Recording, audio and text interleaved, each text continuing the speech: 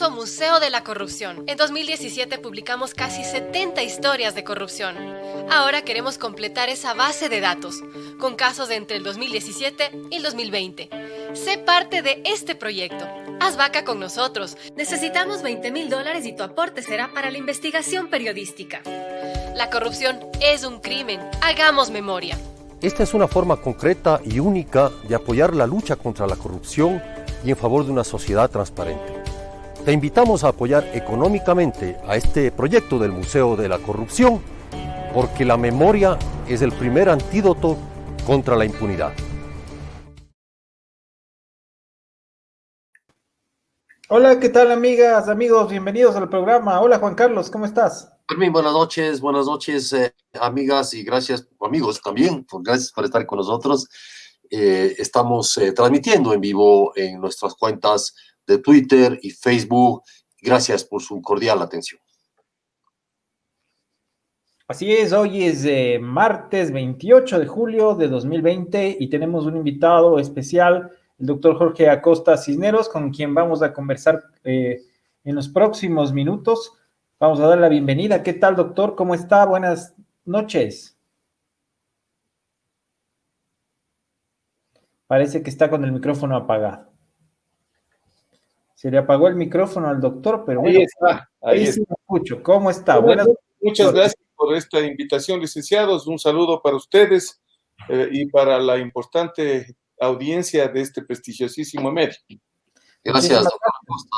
Volveremos con usted luego de unas noticias, un segmento de noticias. Con todo gusto. Bueno, y el día de hoy se concretó que Daniel Salcedo venga a Quito cerca de la 1 de la tarde y le dieron de alta en el hospital Abel Gilbert Pontón de Guayaquil y a bordo de una ambulancia con 4 médicos y algunos policías está viniendo por vía terrestre desde la ciudad de Guayaquil. Daniel Salcedo, recordarán ustedes, es esta persona que está involucrada probablemente o presuntamente, según cree la Fiscalía, en una trama de venta de medicamentos. Y precisamente de eso vamos a hablar más tarde con el doctor Jorge Acosta, porque la Fiscalía cree que hay indicios para vincularlo a él, a los hermanos Dalo, Michelle y Jacobo Bucarán, y a la esposa de Dalo Bucarán, Gabriela Pazmiño, así como a otras 12 personas con una trama de venta de medicamentos. Esta foto fue tomada a mediodía de hoy, a la salida del hospital Abel Gilbert Pontón, en el sur de Guayaquil, y se puede apreciar cómo se preparaba la ambulancia y la escolta policial para trasladar a Daniel Salcedo a Quito. Está previsto que llegue al hospital de la policía, donde se le hará una valoración médica y luego se le trasladará a la cárcel del Inca por disposición del juez de Guayaquil que está instruyendo esta causa. Esto con relación al caso de Daniel Salcedo. ¿Hay expectativa, Juan Carlos, sobre qué es lo que conoce este presunto implicado en este delito y cuáles pueden ser las conexiones que le llevaron a tener una serie de, una supuesta influencia en los hospitales en Guayaquil? Claro, evidentemente la Fiscalía tendrá o estará juntando evidencias para acusar en este y otros casos de contratación en hospitales y entidades públicas durante la emergencia. Hay identificadas en 5 grupos, en realidad, de proveedores. Uno de ellos estaría ahí vinculado a este personaje. De hecho, adquirió mayor notoriedad cuando huyó, según la Fiscalía, hacia Perú en una avioneta que resultó accidentada. Esto ya son varias semanas y luego su recuperación después de este accidente, su recuperación física ha sido larga, ha estado en cuidados intensivos y ahora por fin que ha podido recibir el alta de los médicos, va a ser trasladado a prisión. Veamos qué puede pasar. No es un tema fácil en el sentido de que las evidencias se juntan sobre la base de pruebas. La Fiscalía tendrá que probar, básicamente, porque no se prueba la inocencia, sino se prueba la culpabilidad y de alguna manera demostrar que esto ocurrió. Así es, veamos qué es lo que ocurre eso y que de eso también vamos a hablar en breves momentos más con Jorge Acosta, quien está ya con nosotros. Mientras tanto, en lo político, hoy Jimmy Jairala descartó postularse a la presidencia, al igual que Jaime Vargas. Había desde algunos sectores suspicaces, Juan Carlos, la supuesta tesis de que Jairala iba de alguna manera a ser el abanderado del correísmo. Esto luego de una alianza que su movimiento hace con lo que queda del correísmo más ortodoxo. Pero era descartado que vaya a postularse a la presidencia. En otro ámbito, también del movimiento indígena, Jaime Vargas, el presidente de la CONAIE, también ha descartado una postulación, lo que en mi opinión es un espaldarazo para la candidatura del joven Leonidas Issa. ¿Cómo lo ves tú? Bueno, en el tema de Pachacuti, ellos están enfrascados en un proceso serio de primarias. Esto es claro, están ahí Yacu Pérez, creo que con los más, entre los más fuertes, el actual prefecto de la SUAY, y Nicolás Issa, este joven indígena del movimiento, dirigente del movimiento campesino indígena de Cotopaxi, que fue uno de los protagonistas de los diálogos y las luchas, digamos, en octubre, en el levantamiento de octubre. Bueno, este es un punto, claro, de ahí saldrán los candidatos. Y luego, sobre Jairala, claro, él ha dicho que no va a ser ya candidato a postularse a la presidencia, pero nadie descarta que sea candidato a la Asamblea Nacional. Entonces, ¿por qué? Porque es fundamental. Un partido, un movimiento, por ejemplo, como el de Jairala, Centro Democrático, necesita participar obviamente en todas las provincias, y si es un movimiento regional, también participar en la mayor cantidad de opciones, porque si no lo hace no cubrirá una cuota que se necesita cada partido del 5% de la votación. Muchos movimientos construyen sus listas en base a esto. ¿Qué posibilidades tiene de ganar en provincias? ¿Con quiénes? Precisamente por esta cuota, por cumplir esta cuota. Si no la cumplen, este porcentaje, digamos, de votación, también, si no la cumplen, empiezan con las advertencias, la tarjeta amarilla, después la eliminación de la papeleta electoral. Entonces, yo creo que de todas maneras Jairala será candidato a algo, o apoyará un frente con el correísmo, basado. Dependerá también, Fermín, de qué pase finalmente con el movimiento que hoy hospeda al correísmo, a la llamada Revolución Ciudadana, Fuerza Cambio la número 5, digamos, ¿no? Que está este momento en proceso de cuestionamiento en el Consejo Nacional Electoral y por la Contraloría. Veamos qué pasa con eso.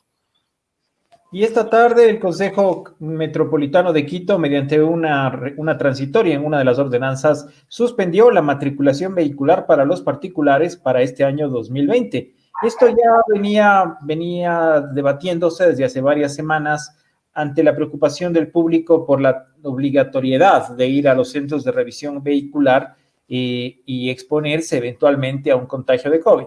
El municipio, el Consejo, mediante esta transitoria en una ordenanza, ha establecido que este año no va a haber, reiteramos, no va a haber matriculación vehicular, revisión vehicular, pero la matriculación sí hay que pagarla, por supuesto, hay que pagarla a través de Internet. Se puede pagar y realizar el trámite de matriculación a través de Internet. Lo que no va a haber es la revisión vehicular, y quedaron prorrogados hasta el próximo año las revisiones vehiculares que se habían hecho en el año 2019. Esto para evitar la aglomeración en los centros de revisión vehicular del municipio. Además, buses y taxis que tienen que hacer una revisión 2 veces al año van a poder hacerla solo una vez al año. Ellos sí van a tener que hacerlo de todas maneras, obviamente porque se trata de vehículos de servicio público, pero los particulares ya no deberán concurrir este año a la revisión vehicular. Lo que sí, habrá que pagar la matrícula y realizar un trámite de matriculación a través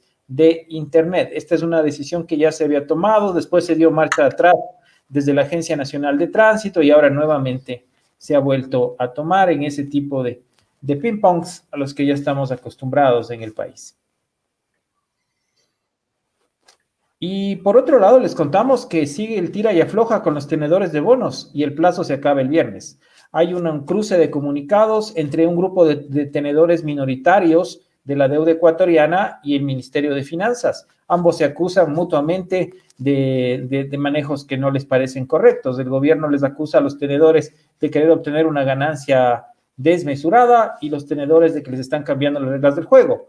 Lo cierto es que si el gobierno no consigue por lo menos el 66% del consenso de los tenedores de bonos, es probable que la tan anunciada renegociación de bonos no se concrete, porque ellos requieren, el gobierno requiere el apoyo por lo menos del 66% de los tenedores de estos bonos en ciertos tramos de esa deuda y hasta del 75% en otros tramos. Habían logrado conseguir de lo que se conoce el 53%. La semana anterior, el diario El País de España, en un reporte, informó que estaba bloqueado este proceso de negociación. El Ministerio de Finanzas le desmintió, pero lo cierto es que hasta el momento no se anuncia un acuerdo. Lo último que dijo el Ministerio esta tarde es que la votación se conocerá, el resultado se conocerá el 3 de agosto. Y si no se consigue esta propuesta que el gobierno vendió como una solución a los problemas económicos del país, por lo menos para los próximos 5 años, podría no concretarse, al menos no en esos términos, y habría que volver a negociar en otros. Claro, en ello pesa mucho el anuncio previo que hizo el gobierno, es decir, haber anunciado que ya había llegado a un acuerdo con la mayoría de los tenedores de bonos, permitía, según el ministro de Finanzas, impulsar o estimular a que otros tenedores de bonos se sumen a esta negociación, a esta mayoría. Sin embargo, no era la mayoría que necesita el contrato de bonos 2020, que es el 66%. Cada uno de las personas que adquiere bonos o que compra bonos del Estado define la tasa de interés, define el tiempo, pero además define que en caso de renegociación se necesitará, en este caso, el 66%, y eso todo el mundo, todos los compradores están claros, todos los tenedores de bono están claros. Cambian las condiciones para otro tramo de bonos, por ejemplo, para el 2024, o sea, que fenecen, que termina el 2024, que hay del 75%, por ejemplo. Depende del tipo de negociación. En este momento necesita el 66%. Hasta la semana pasada, el gobierno tenía entre el 53 y el 55% de los tenedores de bonos ya asegurado, pero surgió un nuevo grupo de tenedores minoritario que replanteó las condiciones. A eso se refería el Ministerio de Finanzas, al intento de boicot. Bueno, de todas maneras, los tenedores de bonos tienen la legítima potestad de presentar condiciones para la renegociación. Es decir, y en este caso, lo que planteaba el Estado ecuatoriano, es decir, la visión de ganar-ganar. O sea, si no te pago los bonos, vas a perder, más o menos, igual vas a perder. O mira, quien te paga, te vas a poner en un lío judicial internacional, ¿no es cierto? Y capaz que no llegas a cobrar. Lo que te estoy planteando, dice el Estado ecuatoriano, a tu tenedor de bonos, lo que estoy planteando es negocia en las condiciones que yo propongo, que está aceptada por la mayoría. Sin embargo, este nuevo grupo planteó incluso, ya lo habíamos mencionado, condiciones como que el Ecuador cumpla los objetivos de desarrollo sustentable, por ejemplo, que es una forma de decirles gracias, pero no. O sea, no, es como decir, bueno, si el Ecuador logra poner un cohete en la luna, tal vez negocie los bonos, más o menos esa es la distancia, porque eso estamos. En esa distancia. Que tengamos un portaaviones, ¿no? Algo así. Sí, en esa distancia estamos de los objetivos de desarrollo sostenible. Entonces, bueno, esa es la situación, veamos qué pasa hasta la fecha que se cumpla, Permín. Y ayer les habíamos contado que el gobierno decretó la recaudación anticipada del impuesto a la renta, pero no es para todo el mundo, sino para 1,000 empresas cuyas ganancias han sido significativas. Ellos esperan recaudar hasta 280 millones con esta medida y se calculará sobre las ganancias del primer semestre del año que decurre. Esa es la fórmula que han adoptado y con la cual esperan recaudar por lo menos 280 millones de dólares para atender las necesidades fiscales. Sin embargo, por supuesto... Sí, termina, Fermín. Si esto se concreta, por supuesto, deja un hueco en la recaudación del año siguiente. Pero supongo que eso no le preocupa a este gobierno porque será problema del próximo. Entonces... Bueno, pero yo les digo, con esa cifra, Fermín, 280 millones, ¿qué gana el Estado? En realidad es una medida de alguna manera desesperada porque la nómina la nómina de empleo público es un poco cercana a los 600 millones de dólares en este momento, mensual. O sea, con 280 no llega ni a la mitad o sea, no paga ni la quincena. Entonces, claro, digamos, no sé si el costo-beneficio es el adecuado en ese sentido, porque además pone en tensión y pone en estrés a un montón de empresas, ¿sí? O sea, uno puede incluso discutir que el pago del impuesto a la renta sobre lo que ya ha ganado, o sea, siempre hay unas discusiones ahí, hay sistemas para evitar los pagos o mayor cantidad de pagos, pero pagar sobre lo que no se ha ganado, claro, a muchos les causa ruido. Y queremos contarles tres cosas sobre la pandemia. En primer lugar, en Ecuador, 82.278 positivos y por lo menos 9.038 muertes, según el reporte y las cuentas que ha presentado hoy el gobierno. Hemos superado ya las 10.000 muertes y nos aproximamos a los 83.000 contagios certificados por medio de pruebas de PCR, que son las que cuentan en esta estadística. También, finalmente, en Colombia, en el país vecino, hace pocos minutos habló en una cadena nacional el presidente de Colombia, Iván Duque, para informar que el aislamiento preventivo en el país vecino se mantendrá por lo menos hasta el 30 de agosto. Al igual que en el Ecuador, el gobierno colombiano está intentando abrir algunos sectores de la economía o flexibilizar las medidas en algunos municipios y jurisdicciones, si bien en Bogotá debieron dar marcha atrás ante el aumento de los contagios. Una medida polémica, por ejemplo, fue la de un día sin IVA, lo cual produjo una gran cantidad de consumidores que se aglomeraron especialmente en las tiendas de electrodomésticos para comprarse un televisor. Sin embargo, fue evidente el desorden, la cercanía, el tumulto que produjo la medida. No la han vuelto a repetir, supongo yo, por razones obvias. Esto en el país vecino, entonces, Colombia seguirá con medidas de aislamiento por lo menos un mes más. Y nuevamente la OMS a la cola de la realidad. Hoy confirmó que el coronavirus se propaga en todos los climas. Esto es algo que ya habíamos señalado. Había desde la academia, desde ciertos investigadores, sobre todo del norte, de Estados Unidos, de Europa, la esperanza de que en el clima tropical o en el clima cálido del verano el coronavirus no se propagara. Pero la situación de Guayaquil, lo que ocurre en Cartagena, lo que ocurre en Panamá, lo que ocurre en el Brasil, evidencia que el virus no tiene ningún tipo de límite con relación a las estaciones, a la temperatura, a la geografía, simplemente se propaga por contacto sin importar ningún tipo de condición climática, porque había la teoría de que tal vez se comportara como los virus gripales, ¿no? Que cuando hace más frío pudiera extenderse, mientras cuando hace calor no. Pero no, la OMS ya está convencida, lo ha afirmado hoy, que el virus se propaga en todos los climas, que las estaciones no parecen tener ninguna significación en ese proceso y que es más bien el contacto con las personas y no el clima o la geografía. Listo, creo que vamos a pasar a hablar con el doctor Acosta, ¿no? Así es, bueno, demos la bienvenida al doctor Jorge Acosta Cisneros, quien está ya con nosotros. Él ha asumido la defensa de Dalo Bucaram y de su familia, de sus hermanos y de su esposa, tengo entendido, quienes el día 30, es decir, este día jueves, deberán concurrir o enfrentar una audiencia de formulación de cargos.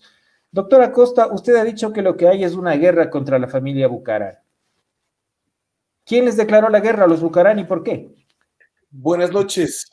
Nuevamente les saludo de una manera muy afectuosa. Quiero aclarar primero de que yo no soy abogado de la familia Bucaram. Únicamente soy abogado de Abdalá Jaime Bucaram Puley, conocido social y políticamente como Dalo Bucaram. De modo que yo no ejerzo la defensa de los demás componentes de la familia Bucaram.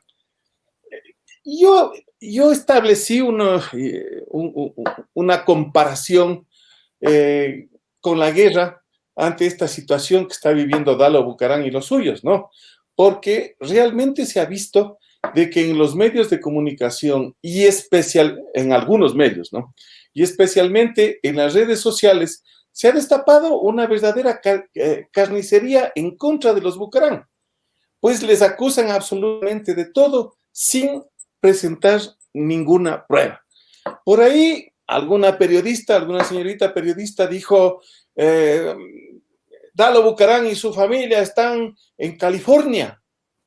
Yo no sé cómo así les vio en California la señorita y lo aseguró de una manera pero muy segura, como que ella les hubiera visto en California, cosa que no es cierta. El Dalo no ha salido de Miami, está ahí desde hace rato, desde antes de la cuarentena, y no puede regresar porque le agarró allá la cuarentena. Esa es la simpleza de las cosas. Aparte de eso, en algún noticiero también, un periodista notable le entrevista a la periodista investigadora y ella dice, muy suelta de huesos, dice que Dalo Bucaram, es dueño de una hacienda. Que indique la escritura o un certificado registrador de la propiedad. Eso es inducir a engaño y generar una animadversión contra una persona. Es una clara discriminación por el solo hecho de poseer un apellido. En un programa deportivo, hace un par de semanas, hablaban de lavado de activos, ¿no? En el fútbol nacional, hablaron del señor Chiriboga Costa, hablaron de la condena de lavado, enseguida imágenes de Dalo Bucaram y su vinculación como presidente electo del Club Deportivo 9 de Octubre, diciéndole que él es el dueño del club, Y le sacaban unas declaraciones hasta cuando él decía que el club tiene gastos hasta por $50,000 mensuales, pero cortaron la parte donde él explica de dónde sale ese dinero. Pues. Él hablaba del contrato que genera yo no entiendo mucho de fútbol, entre esta empresa TV Gol, alguna cosa de estas, con la organización esta que reemplazó a la Federación Ecuatoriana de Fútbol, que genera $600,000 a cada uno de los clubes de fútbol del Ecuador. Entonces, si ustedes dividen 600,000 para 12, ahí están los $50,000 que se gastan en ese equipo de fútbol. Y fíjese, pasado mañana hay una audiencia, como ustedes bien anotaron, ¿no es cierto? Hay una audiencia de vinculación. Entonces, ¿qué es lo que ocurre? Pues hoy día también hubo un ataque mediático indicando montones así de fajos de billetes, imágenes del club, indicando que todos los jugadores están pagados al día, que ganan muchísimo dinero, y todo esto con las imágenes de Dalo, ¿no? Y diciendo, ¿de dónde sale esa plata? Ahí hay lavado de activos. Entonces, eso es evidentemente una guerra de comunicación en contra de estas personas. Doctora Costa, ¿de qué se le acusa estrictamente a Dalo Bucaram y a su criterio, en qué consisten o cuáles son estas evidencias? Bueno, eso es lo que quisiéramos saber nosotros, ¿de qué se les acusa? Porque, por ejemplo, Dalo Bucaram y su esposa inclusive no son proveedores, no son miembros de ninguna comisión de compras, no son ordenadores de gasto, ordenadores de pago, no tienen ninguna vinculación con el tema contractual con el Estado ecuatoriano, no solamente con los hospitales en cuestión, sino con el Estado ecuatoriano. Y claro, como no hay pruebas que les vinculen a los hechos, según los acusadores dolosos en los hospitales, pues no hay otra manera de agarrarle a Dalo que diciendo que hay una asociación ilícita. ¿Asociación ilícita para qué? ¿Para qué si no es proveedor, no es vendedor, no es nada? No está vinculado al tema de esos objetos coloniales, precolombinos, no está... Doctora Costa, perdón la interrupción, una asociación ilícita con las negociaciones que habría tenido Daniel Mendoza. Uno, porque se evidenció al parecer esta permanencia de Dalo Bucaram en la casa de Daniel Mendoza en Miami, etcétera, etcétera. Es decir, incluso hay una orden de prisión contra Dalo Bucaram por eso, ¿no? Verá, aquí hay una cosa. Ellos dicen, la gente dice, Dalo Bucaram o fulano de tal Bucaram, refiriéndose a los otros hermanos, fugaron del país. En primer lugar, déjeme decirle que no hay una orden de prisión preventiva en contra de ningún componente de la familia Bucaram. Recordemos que el papá está con arresto domiciliario. Ahora está con un grillete y con presentación diaria, ¿no es cierto? De modo que es imposible jurídicamente hablando de que alguien esté prófugo de nada, prófugo sin tener una prisión preventiva. Está con toda la libertad ambulatoria para andar por todo el territorio nacional e inclusive salir y volver del exterior cuando él quiera, ¿no es cierto? Ya. Ahora bien, Dalo Bucaram salió antes de que se declare pandemia y antes de que se declare cuarentena a Estados Unidos, concretamente a Orlando. Allá le cogió el tema de la cuarentena. Entonces él tuvo que quedarse donde su hermana unas semanas.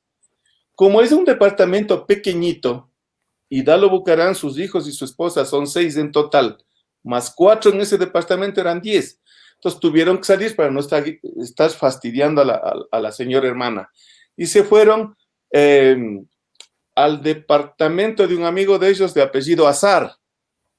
Igual, ahí estuvieron un tiempo y de ahí salieron y le pidieron al señor, cosa que no lo han negado, al señor Salcedo, que les preste su casa donde estuvieron 10 días. ¿Por qué él es amigo de Salcedo? Porque Salcedo le acompañó y le ayudó en la campaña presidencial. Ahí se hicieron amigos. Y Dalo le ha reconocido ante la fiscalía y públicamente que son amigos. Se hicieron amigos porque él fue a ayudarles, repito, en la campaña con pantallas, con micrófonos, con música y con un conjunto musical en donde el señor Salcedo ha sido el cantante. Entonces se presentaban en ciudades y pueblos. Entonces, ahí nació la amistad. Ahí nació la amistad. Y si uno se supiera que las amistades se están portando mal, uno no se llevaría, pero uno no puede andar presumiendo que sus amigos están en malos pasos, pues no. No puede hacerlo, pero tampoco es dable que se niegue la amistad cuando sí hay amistad. Pero eso, la amistad no constituye un hecho que merezca reproche penal. Pero doctor, acabamos de reportar que el señor Salcedo ha sido trasladado ya a Quito y pues al parecer hay indicios de que él tenía algún grado de injerencia en los hospitales del IES en Guayaquil.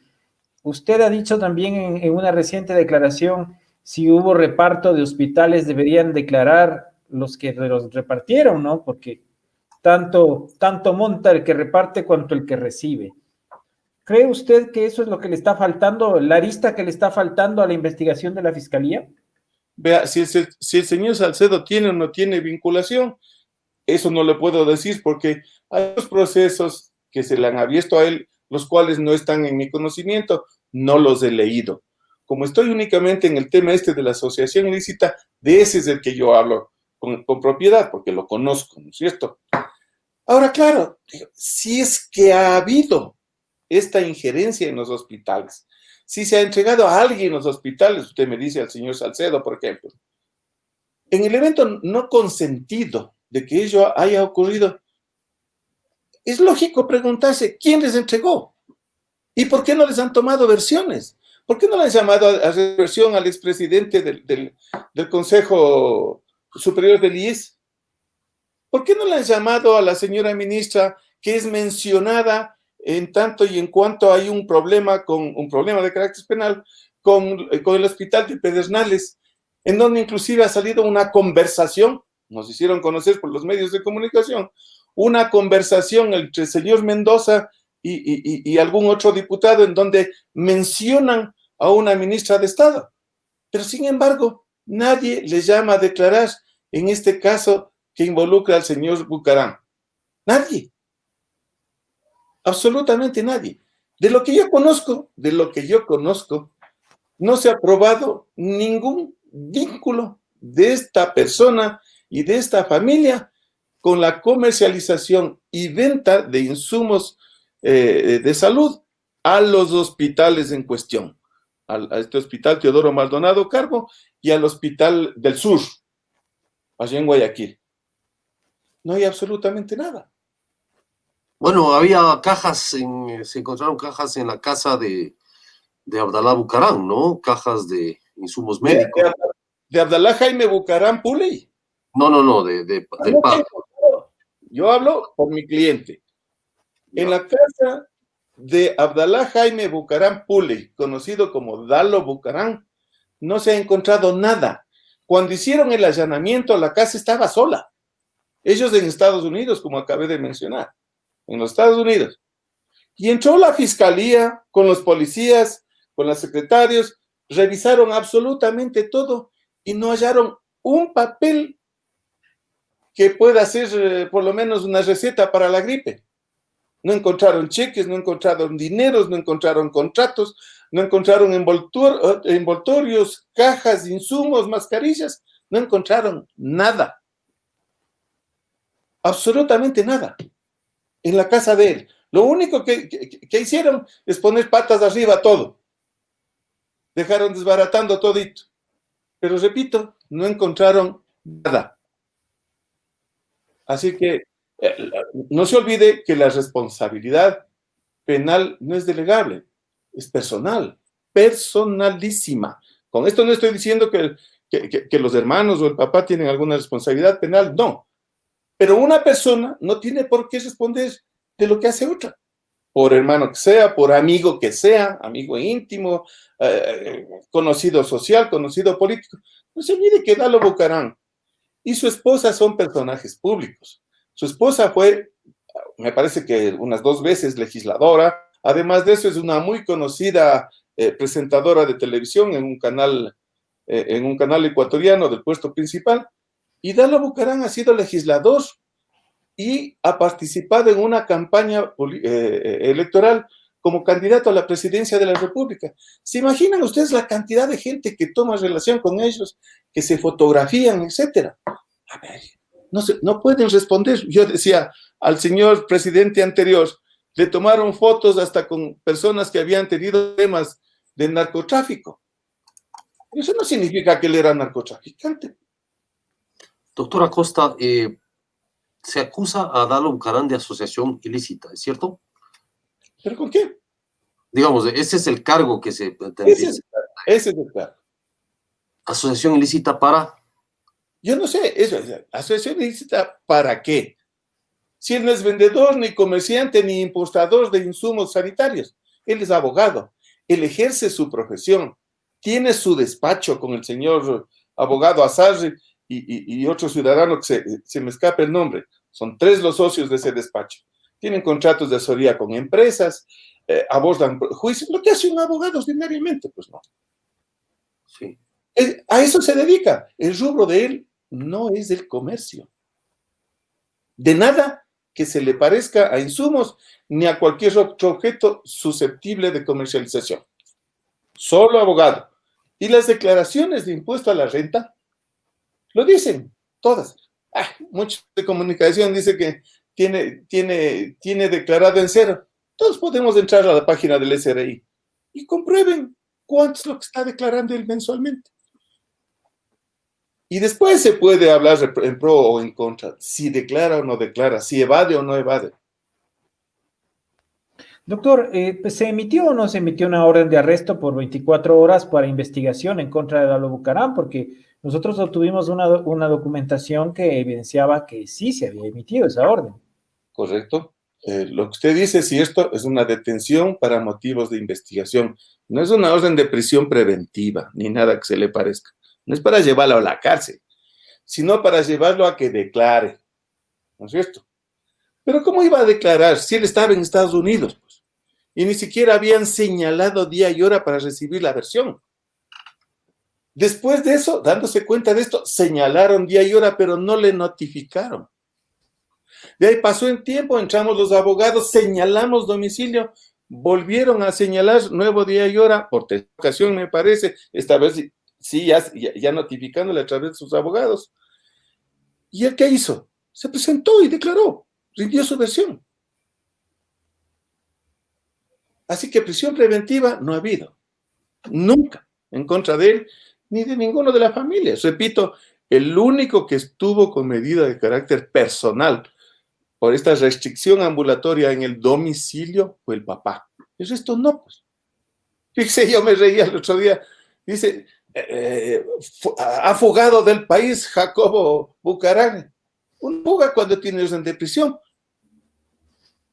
Si no hay orden de prisión, ¿cómo dicen que se está fugando? O sea, están creando unas ficciones terribles en contra de esa familia. ¿Qué sentido tendría, digamos, atacar a Dalo Bucaram, atacar a una familia como la Bucaram en este momento? O sea, si a su criterio no hay evidencias de una asociación ilícita.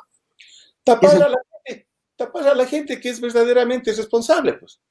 Si es que hay irregularidades en la administración de los hospitales, hay que ver quién administraba los hospitales, a quién se le dio esa administración, quién dio esas administraciones, si fue una posición del Ministerio de Salud, si fue una posición política, si fue una posición técnica. Esa gente tiene que estar en los focos de las cámaras, en los focos de la atención pública. Tiene que estar investigada, tiene que estar rindiendo versión. ¿Por qué no les llamaron a los sucesivos ministros y ministras de salud si están investigando este asunto de los hospitales? Dígame uno que haya ido a declarar, uno. ¿Por qué no ha ido la responsable de la política a declarar para ver si es que le han dado la administración al Dalo o a cualquier otra persona? ¿Por qué no ha ido el expresidente del IES a declarar? ¿Por qué no le han llamado a rendir versión? Fíjese, la señora fiscal pidió día y hora para formular cargos. Anteayer. El viernes. Ajá. ¿Y sabe qué? Ayer ordenó recién que les reciban la versión a la esposa de Dalo Bucaram y al hermano Michel. Está bien, yo creería que no. Pues. Si no se necesita ser abogado para ver que las cosas están haciendo apresuradamente. El viernes nos llegó un impulso. Impulsos son las órdenes que escribe la Fiscalía para la práctica de las diligencias necesarias dentro de la investigación. Pero un impulso kilométrico, pues de páginas y páginas y páginas y páginas. De mañana. En la tarde pidió que se señale día y hora, sin haberse concretado, ejecutado ninguna de esas disposiciones. ¿Cómo formulan cargos? Entonces, ¿qué le hace pensar a uno esto? Le hace pensar que algo anda mal, pues, ¿no? Algo anda mal. ¿Por qué no está la gente que debe estar en las investigaciones? Claro, para eso, si es negocio molestarles a los Bucaram, pues porque son los Bucaram. Pero ¿y el resto? Hay que sacarles de debajo de las piedras. Y eso es lo que vamos a hacer los abogados. Después del jueves se abre una nueva etapa, es decir, comienza el verdadero proceso penal, ¿no es cierto? El anteproceso penal comienza. Ahí vamos a pedir que comparezcan, pues. Todos los que hoy día se quieren pasar de puntillas por detrás de la justicia. Usted ha mencionado, doctor, algunos funcionarios, por ejemplo, la ministra de Gobierno, ¿cree usted que debe comparecer? Los ministros de Salud. Los responsables políticos y los ministros de Salud, más el presidente del IES. El anterior, no me refiero. Paul Granda, sí. Paul Granda. Doctora Costa. Correcto. Doctora Costa, usted tiene claro, obviamente, cuál va a ser, porque lo que tiene que hacer la Fiscalía es presentar pruebas, evidencias. ¿Usted cree que la Fiscalía tiene evidencias? A su criterio, como defensa técnica, ¿cuál va a ser su argumento, digamos, para deshacer cualquier prueba? ¿Qué prueba podría presentar la Fiscalía? Eso es lo que yo quiero saber. Quiero oír el día de la audiencia. ¿Qué es lo que tiene y por qué presume que hay una asociación ilícita? ¿Y por qué responsabiliza a mi cliente, entre otros, de haberse concertado para cometer algo ilegal? Tiene que decir la Fiscalía. Y en base a eso, dependiendo de lo que así ocurra, repito, nosotros iniciaremos ya una ofensiva de carácter técnica jurídica para comenzar al revés de la razón, para probar la inocencia, cuando la inocencia no se debería probar, se debería presumir. Y es la parte acusadora quien tiene que destruir esa presunción constitucional de inocencia. Pero claro, esta vez, como en otras ocasiones también, cuando los procesos son altamente mediatizados y altamente politizados, toca actuar al revés de la razón. Hay que demostrar la inocencia y lo vamos a hacer. Doctor Acosta, Dalo Bucaram habría pedido asilo político a los Estados Unidos. ¿Cuál es su situación migratoria en ese país? Porque el embajador de Estados Unidos fue enfático en afirmar que se habían cancelado las visas de cerca de 300 ecuatorianos. Obviamente no dijo quiénes, pero cerca de 300 ecuatorianos que según Estados Unidos podrían estar involucrados en actos de corrupción. ¿Cuál es la situación migratoria de Dalo Bucaram? ¿Cuánto tiempo puede tomar este pedido de asilo que ha hecho en los Estados Unidos? ¿Y va a regresar o no al Ecuador? Bueno, efectivamente, el señor embajador dijo lo que usted acaba de notar, dijo 300 ecuatorianos, pero no dijo quiénes eran, no dijo nunca quiénes eran. Yo conozco que están tratando de arreglar en Estados Unidos su posición migratoria, Dalo Bucaram y su familia, pero claro, yo no entiendo, no sé de leyes migratorias estadounidenses. Allá la abogada de migraciones es la que podría explicarle esto. Yo me siento incapaz de explicar cómo funcionan estos temas migratorios, sea por mero turismo, sea por trabajo, por estudios, por residencia, por asilo, etcétera, etcétera. Yo desconozco, por eso le rogaría que me releve de contestar ese asunto. Ahora, en cuanto a regresar, fíjese, con todo lo que está sucediendo, aún se le hace difícil pues volver acá al Ecuador. Si es que me han dictado una orden de detención para motivos de investigación sin haberme notificado. Eso me hace presumir que si vengo me echan el guante y me meten a la cárcel. Entonces, a mí sí me daría miedo volver, pues no. A mí sí me daría miedo volver. Y yo como abogado no le aconsejaría que vuelva mientras no haya la seguridad jurídica necesaria. Pero ¿cómo no le notifican? O sea, no entiendo, perdóneme la ignorancia en temas especiales, pero es decir, ¿cómo tienen que notificarle? A ver, cuando alguien quieren que yo vaya a rendir, perdone que me ponga yo de ejemplo, que yo vaya a rendir la versión, tiene que ordenarse, hacer un oficio dirigido a mí, viene un agente de la policía judicial y me dice, vea doctor, usted tiene que ir tal día, tal hora, que está la orden, vaya, preséntese. Es decir, tengo que enterarme de esa obligación para poder ir. Ir ese día o pedir nuevo día y hora por cualquier circunstancia, etcétera, etcétera. Pero tienen que hacerme conocer. Si no me hacen conocer... Eso es personal. Claro, personalísimo. ¿Cómo voy a ir si no sé? No ha venido este bandido. ¡Pum! Deténgale, vea, señor juez, para que venga a declarar. Eso no es seguridad jurídica. Los abogados recomendamos que las personas se presenten cuando vemos que hay seguridad jurídica. Recordará usted en el caso del expresidente Gutiérrez. ¿Qué aconsejamos la defensa? Una vez que abocó conocimiento el doctor Fernando Casares, que ustedes conocieron, hombre extraordinario, honesto, recto, versado, que en paz descanse, asumió la competencia del caso, dijimos nosotros, por favor, aconsejamos que vuelvan. ¿Y qué hizo el expresidente y otros de su círculo íntimo? Vinieron, se presentaron en el penal y luego el doctor Casares les sacó libres, les sacó con sobreseimiento. Pero eso se hace cuando hay seguridad jurídica, cuando hay la evidencia de un correcto procedimiento, cuando los procesos no están contaminados con esa fuerza de opinión y no están contaminados con la política. Y peor aún, si esa política va conduciendo los hechos para tapar otros hechos más notorios, para distraer la atención de otros problemas que aquejan a la nación, o para cultivar impunidad para ciertos afortunados. Está claro, doctor Acosta. Gracias por haber estado con nosotros. No sé si Fermín tenías alguna otra pregunta.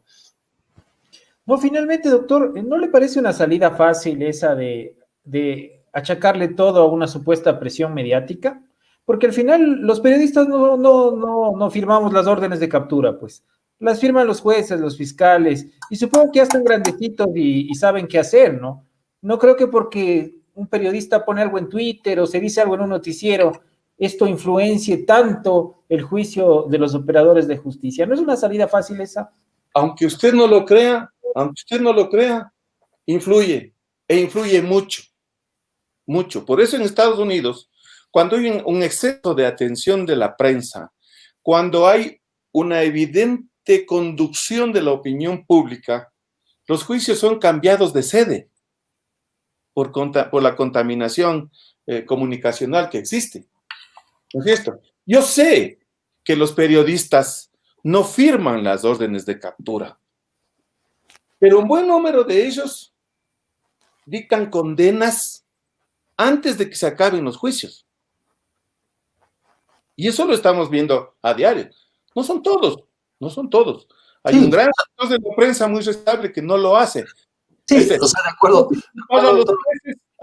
Es fácil culpar a los periodistas siendo que estos no firman, correcto, pero también es fácil culpar a ciertas personas con ciertos apellidos para evitar que las cosas se desborden en contra de verdaderos culpables. Pero ahí está precisamente la tarea de un juez, de un fiscal, de un operador de justicia, no hacer caso a ninguna presión. Es decir, no solo los periodistas pueden, porque es una opinión. Sí, yo creo que es culpable y lo que yo crea no importa, porque yo no estoy en el juicio. A eso se refería Fermín. O sea, ¿qué importancia tiene en un juicio el que yo opine de un juicio? No tiene mucha. Ninguna. Si yo fuera un juez, sobre la culpabilidad de una persona tiene peso, porque Juan Carlos Calderón no es cualquier periodista que esté en la esquina. Sí, es que cualquier periodista no vino. Pesa. Lo que pasa es que unos como usted obran con objetividad,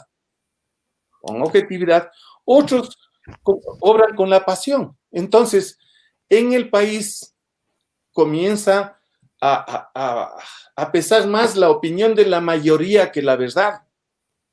Pero ahí están los jueces que tienen que imponer su criterio porque son jueces. En un país y en un sistema judicial ideal. Un juez varoncito, bien puesto, y sin que le importen las opiniones, ni las presiones, ni el miedo a perder su empleíto. Ese es un país ideal. Y a nosotros nos falta. Nos falta ser objetivos, nos falta ser justos, nos falta ser valientes para aplicar la ley como debe aplicarse. Hay honrosas excepciones y muy valiosas, por cierto, sí, señor, lo reconozco. Pero también hay las excepciones que desgraciadamente son abundantes, que hacen daño, y de hecho lo están haciendo. Listo, doctor, gracias. Será para debatir largamente en este tema. Con una bateada de portada hay que debatir. Veamos qué pasa en esta audiencia, cuál es la decisión judicial. Y estaremos conversando prontamente. Gracias, doctor Acosta. Muchas gracias a ustedes. Con mucho gusto, gracias. Bueno, ya ha sido el doctor Jorge Acosta Cisneros, quien es abogado de Dalo Bucaram. Rectificamos, aclaramos, él no está defendiendo a otros integrantes de la familia Bucaram, sino única y exclusivamente a Dalo Bucaram en el caso que se le sigue por una presunta asociación ilícita relacionada con, al parecer, una trama de venta de medicamentos. Este día 30 de julio tendrá lugar una audiencia de vinculación en la que se conocerán cuáles son los indicios que la Fiscalía afirma tener para acusar a Dalo Bucaram y a su entorno de esta trama. Sí, es evidente y resulta también polémica la postura de las presiones que supuestamente los jueces o los operadores de justicia sufren en las redes sociales, lo cual algunos comentarios también lo manifiestan aquí.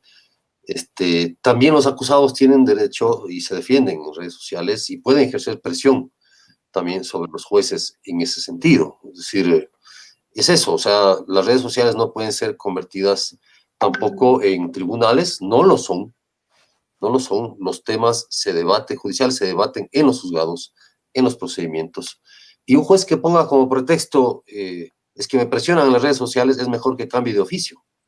La verdad es que mejor que cambie de oficio, porque así como no puede soportar una presión de un tuit, tampoco puede soportar un telefonazo o $1.000.000, ¿no es cierto? Entonces, yo creo que eso es claro.